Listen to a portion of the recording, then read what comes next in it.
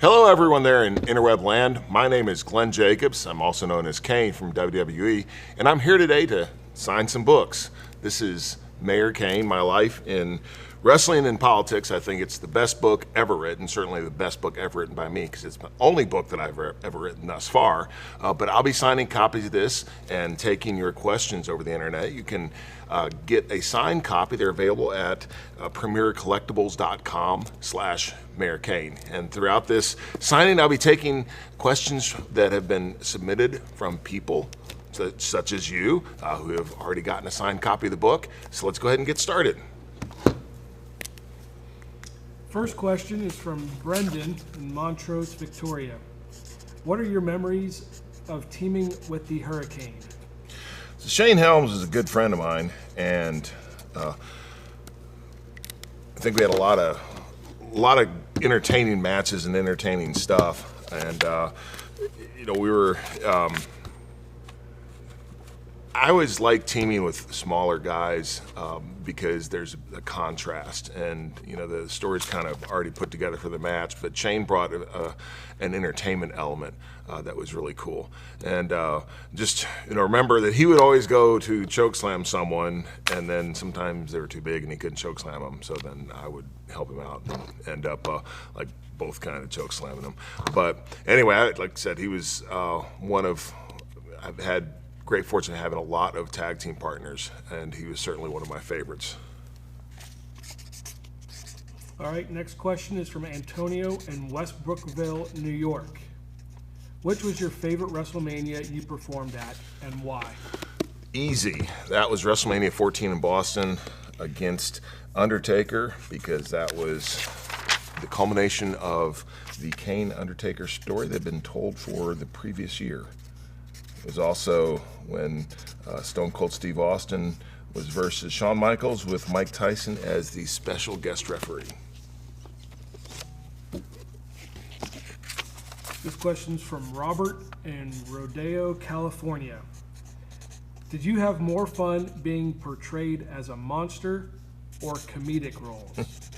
It's a great question, and I enjoyed both. I actually probably had more fun in the comedic role with Daniel Bryan because I got to be myself a little more, and also after many years of being a very dark and sinister character, it was great to have the opportunity to show people, hopefully, that I was well-rounded enough to also do some lighthearted stuff. And it was awesome working with Daniel Bryan. Next question's from Josh in Worthington, Minnesota. Would you consider wrestling again or coming back full-time? I always tell people never say never, but I don't think that I will ever come back full-time to wrestle. That's quite a heavy schedule that the men and women of WWE do.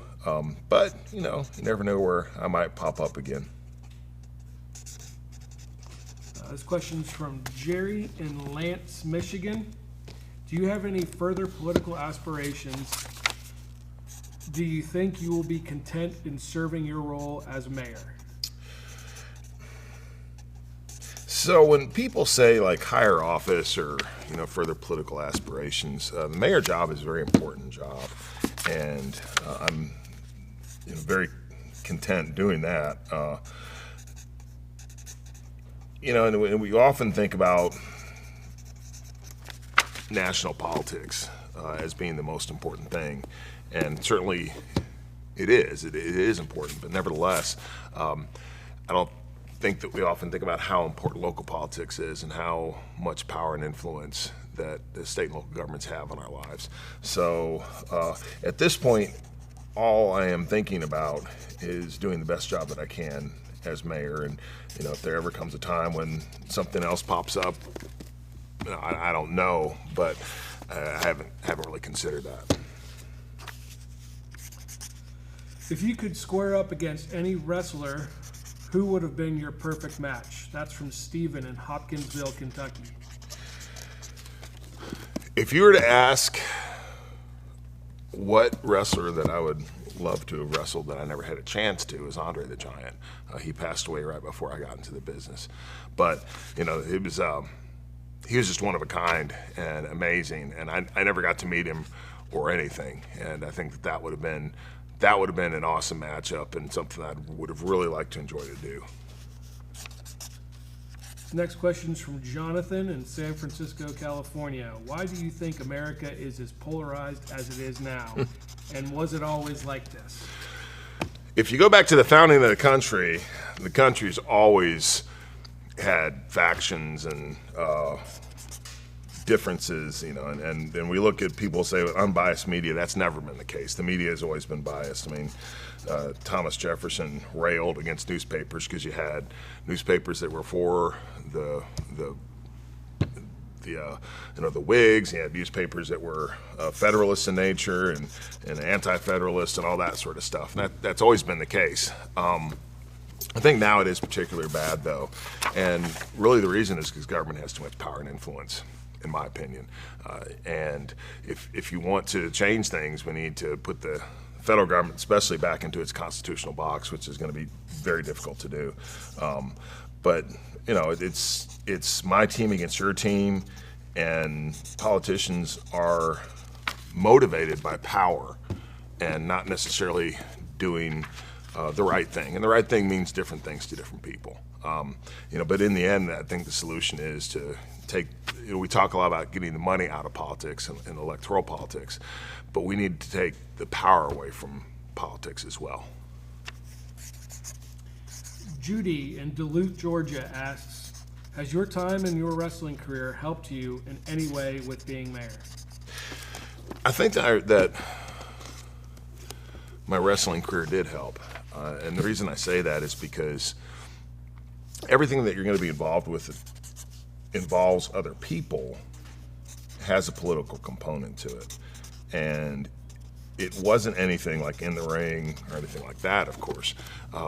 But the ability to relate to people backstage and to work with people and to be a team in an environment sometimes which it's an individual sport and everybody's trying to do their own thing, but nevertheless to try to get some commonalities and be able to, in some cases, persuade people, hey, this is the way we need to go.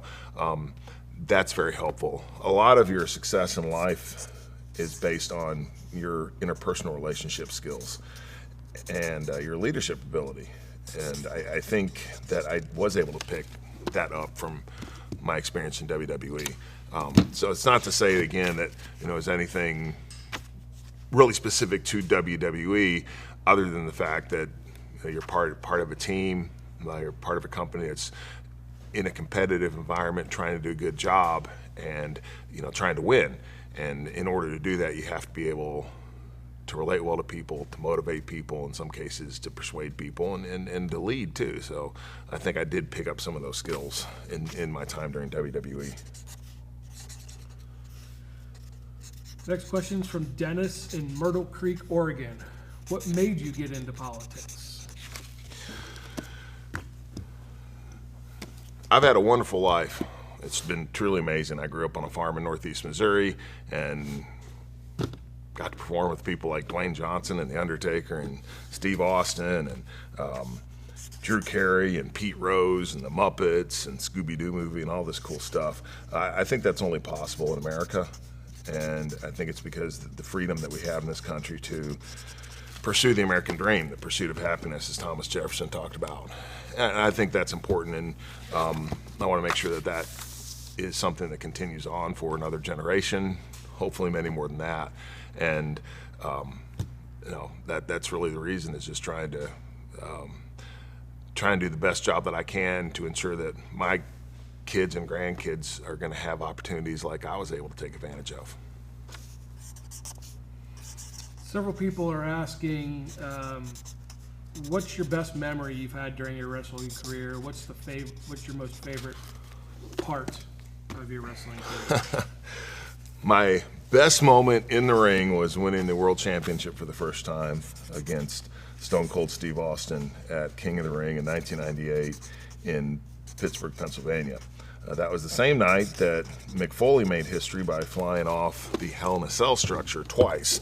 So I give Mick a hard time because no one ever remembers that I won a world championship that night. All they remember is what he did. But that's my best memory of all time in the ring. And it's hard to say otherwise, because there's a lot of, I had a long career, and there's a lot of, really cool, wonderful things. Some of the travel stuff I talk about in the book, we were in the middle of the volcano. I think it was 2010 that erupted in Iceland, and that was that was the worst travel experience of my life. It was unbelievable, but looking back on it, it was, I don't necessarily say it was fun to go through, because it wasn't at the time, but it's fun to talk about, and it's an unbelievable story. And I have a lot of those kind of memories because I was just able to do it for so long. Glenn in Claremont, Florida asks, Nice name. What advice do you have for somebody wanting to write a book? That's a really good question. I was an English major in college, so I had to do a lot of writing, and still do. Doing this book was different because I had to remember stuff that had gone on, and I'm really bad. I don't keep a journal or anything like that. So a lot of it was from memory. Luckily I could do pretty good with that, but then I also had to reach out to people and get details about stuff. So I would just practice. I wish I'd kept a diary or a journal. That would have made this a lot easier for me. And that would just be the main thing. It just would be to practice as much as you can, and then figure out something you want to look. But I'd been in WWE for a couple of years, and of course had some not very great success with a couple characters, and really they needed someone to work with the Undertaker, to have a match with Undertaker. And the idea was to put me under a mask and to have this story that Kane was the long-lost brother of Undertaker and back to take his revenge. But it was going to be a one-off. It was going to be what in wrestling we would call hot-shotted, to where it's just they needed this done really quickly, and then for like the next pay-per-view or something like that. And then when I guess Vince McMahon really thought about it and digested the idea, he loved the idea of this story of Undertaker having a long lost brother from the past, and the fire, so he had to wear, the house burned down in fire, and had to wear a mask and all this stuff, and ended up being a 6-month build to the actual debut of Kane. And then 25 years later at this point almost, the character is still kind of going. So it was really just one of those things where, for me, of course, it was the best break I could have possibly asked for, and I think it was something that came out of a necessity.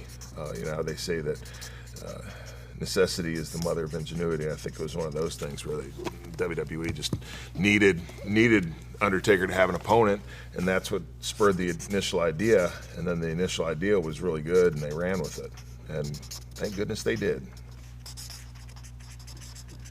Frankie in Yonkers, New York is asking, do you prefer being the mayor or a wrestler, and why? That's a really good question, and I guess there are positives to both. As in wrestling, really the greatest gift that you get is, and this took me a long time to realize, unfortunately, but the best gift is you realize that you actually have an impact on people's lives. And people watch and enjoy the entertainment. I've had even folks come up to me, and younger people, and said that they were going through a tough time and could relate to the Kane character because of the history and the backstory, and that helped them get through a rough time, or just the entertainment that you provide. I had a fellow once, he was a waiter at a restaurant, and wanted to talk to me privately, and I was like, okay, you know, and he told me that his grandmother had essentially had to go into hospice, and her favorite thing was watching WWE, and I was one of her favorite performers, and that, you know, he basically thanked me for 18 months with his grandma, and that's the kind of stuff you just can't, I mean, you know, you just can't place a value on that. As mayor, what's awesome is you know you have an impact on people's lives, and you get to see it in many cases. You get to meet people who are doing great things in your community. You get to facilitate some of that. So they're each, I enjoy each of them just in their own unique way. And you know, I really don't know if I can say that I enjoy one more than the other. I do think that probably the most surprising thing, you know, people always ask, what surprised you the most about the mayor thing? And the most surprising thing is how much I do enjoy it. It really is a lot of fun, and you really do feel that you're making a difference in people's lives. Brian in Massachusetts asks, how do we protect individual rights and keep the government out of our personal lives? Well, if we would follow the Constitution, that would be a wonderful start. And I also think, just in general, you know, as a society, we need to question the role of government in our lives, and we don't do that. You know, we too much. It's like, why isn't government doing this, or why isn't government doing that, or you know, why isn't there a program for this, or why isn't there a program for that? All those things come at a cost. It comes at a financial cost, and also comes at a cost of our ability, in many cases, to act and to act freely.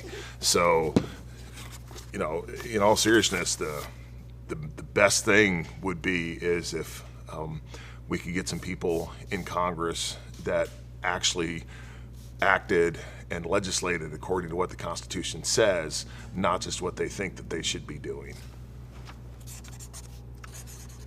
Donald in Greenwood, Indiana is wondering who you give credit to for showing you the business and helping you become who you are. There are a lot of people.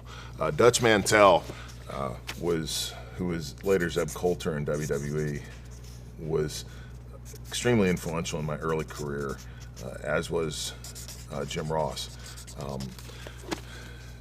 Overall, you know, the person in WWE that had the biggest impact on me is, of course, Undertaker. Not only in the ring, but also behind the scenes, is always a huge advocate for me, and a great role model. So those are just a few people, but overall, I mean, there are just a lot of people and far too many to mention. You know, but I'd say in my early career it was Dutch, and then later it was Undertaker. Next question is from Taylor in Oklahoma City. What was it like the first time that you took off your mask? The only two people in WWE who wanted me to take off the mask were me and Vince McMahon. Everybody else was of the mind that if it ain't broke, don't fix it. But I felt that the character had gone as far as it could, that it needed to be more than freshened up. It really almost needed a reset. And that's why we decided to take the mask off. It was a risk, it was a big risk, because so much of the success of Kane at that point in time was based around the mystique of wearing the mask and the mystery and all that sort of stuff. So to take it off, you know, you had a successful recipe and you really were taking a risk, but it's something that I strongly wanted to do, and then something that Vince agreed with. So there's a lot of trepidation and anxiety, because if it didn't work, I'd probably really messed it up, right? By the same token, though, I was very excited because I thought that it could really help bring new life into the character and almost take it to the next level. So there was a mix of emotions, and I'll never forget that night. It was at Madison Square Garden, and my match was against Triple H with the stipulation put on by Eric Bischoff that if I lost the match, which was for the World Championship, that I'd have to take my mask off. And I remember that it had a really good match, and Evolution came out and had all these twists and turns and all this stuff. But backstage right before we went off, I remember Triple H telling me, like, you're going to do great and this is going to be awesome. And that helped me a lot. So it was one of those things where there were some mixed emotions. But in the end, you also get caught in the moment. And as far as a surprise, I thought we did a really good job, and I thought it accomplished what we wanted to accomplish. So that immediately alleviated any fears that I would have had. So I was pretty excited about it. A related question from Colton Freedom, New York. Which mask was your favorite? My first mask was the favorite. In fact, that entire outfit was my favorite. All of it, the theme music, the entrance, all that. So, the outfit and everything. So, I would say that my first mask was by far my favorite. Matt in Dunn, North Carolina. Will you ever team up with the Undertaker again? I'd love to, actually. If I were to come back and do anything in WWE, that's what I would like to do. Would be to tag with the Undertaker. I don't think the Brothers of Destruction ever gets old, and it's always special. So, for the folks that are asking if I, ever plan to come back, or that will I be back? Hopefully it would be in the capacity that would involve Undertaker and the Brothers of Destruction. We have time for two more. Did you enjoy the Dr. Shelby class with Dr. Bryan from Cody in Whitesboro, New York? The Team Hell No stuff is some of my favorite stuff. And Daniel Bryan is a tremendous performer. He's a friend of mine, and just had so much fun. And then the Dr. Shelby stuff was great.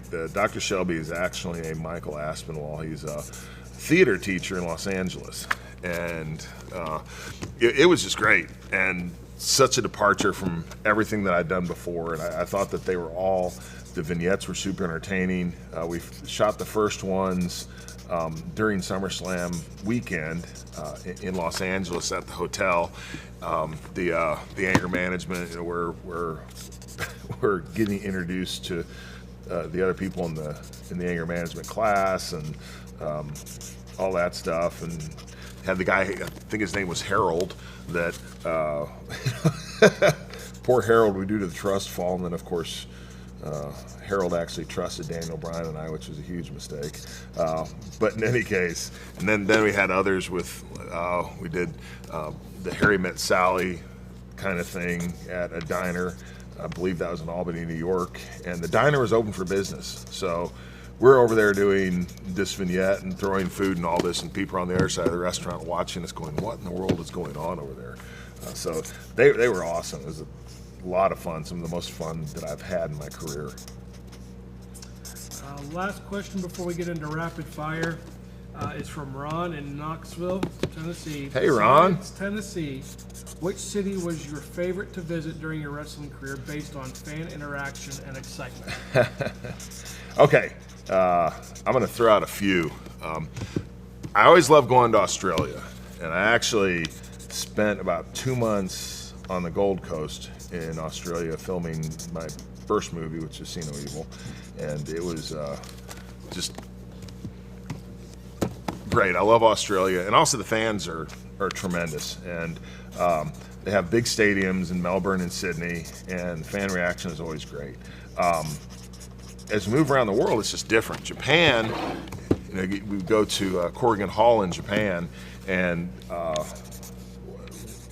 even early in my career, I worked for a company that was Fujiwara Gumi. Mr. Fujiwara is a legend in submission wrestling in Japan. And Japanese fans are a little different because they're not nearly as exuberant throughout the entire match as they are around the rest of the world, or they don't scream and holler and all that sort of stuff, but they sit there and they watch and they really appreciate what's going on as an athletic performance. When we come back to the States, there's, again, a lot of great places, Madison Square Garden, of course, but my favorite is always really the, I guess it's the Allstate Arena now in Chicago. It was the Rosemont Horizon, and just the fans were always great. We nearly always had sellouts, and the configuration of the building made it feel like an intimate atmosphere, even though it's, you know, probably a 14,000 seat arena. So Chicago, I'd have to give it to be my favorite overall. Nevertheless, you know, there are some, you know, there always, I have memories from a lot of different places. I remember the first time we went to Korea, and the crowd was just absolutely electric. I remember being at, I think it was Rocket Mortgage Fieldhouse or something in Cleveland. It used to be Gund Arena, and the match where I lost my world championship after only one day with Stone Cold Steve Austin, but the crowd was actually absolutely off the hook and just electric. You know, so I think my greatest accomplishment is with my daughters and helping them grow up. They're both nurses. They're great people, and hopefully, my wife, of course, was there a lot more than I was, but hopefully any influence that I had on them. Who was the most interesting person you've met recently?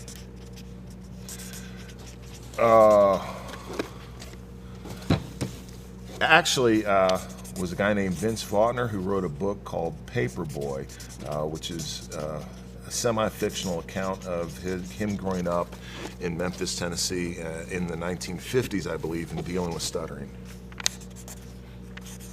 What is your middle name? Thomas. What is your biggest pet peeve? I guess like everybody else, when people drive slow in the left lane. What is the last book you read? The last book that I read, I just finished a book by Jim Collins called Good to Great. What is your favorite hobby? My favorite hobby is reading. What is your guilty pleasure? Meat Lover's Pizza. Do you have any hidden talents? I do not have any hidden talents, actually, and I cringe when people ask me to do anything like that, because I can't sing, I can't dance, I have virtually nothing. What color is your toothbrush? I believe it's blue. What is your secret snack? My secret snack is Meat Lover's Pizza. No, it's actually mixed nuts. How do you take your coffee? Black. What is the last movie you saw in theaters? You know, I can't remember. Because it's been a little while. I don't go to that many movies, so I'm gonna have to pass on that, and it may come to me here in a second. I remember being there. I just don't remember what the movie was. So it must not have been that good. What is the last gift you gave?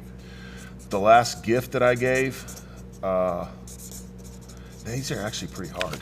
I write a lot of cards, so it was probably just a card to someone. What cause is dear to your heart?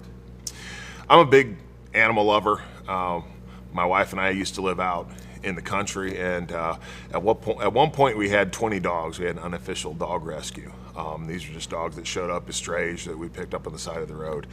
So animal welfare is probably my biggest kind of cause like that. Last two. What is number one on your bucket list? Number one on my bucket list? I don't have a bucket list. I'm actually I'm not that an interesting person, so I don't know that I have a bucket list, unfortunately. I don't know, maybe to climb Mount Everest, but I don't know if I'm ever going to do that or will have the chance. So, last question: where do you want to go that you've never been? I would like to go back to some of the places that I have been, but haven't been able to spend any time there. For instance, I've seen the Taj Mahal, got to spend a few hours there. I've seen the Eiffel Tower, and got to spend an hour there in the Louvre. I love the Maritimes up in Canada, and just passing through. So really, I'd like to go back and be able to actually explore some of the places that I've already been, but to stay there and do a little more in depth than I've previously been able to. I think that's it, guys. I got all the books signed. I appreciate everyone who submitted questions, and I'm sorry we didn't get to them all. Again, just remember these are available at premiercollectibles.com/Mayor Kane. And you can also, if there were any internet glitches, we were having some trouble with that earlier, but this has been recorded, so you can watch it on livesigning.com and also on the Kane Facebook page. But thanks to everyone for watching, and I hope you all enjoy the book.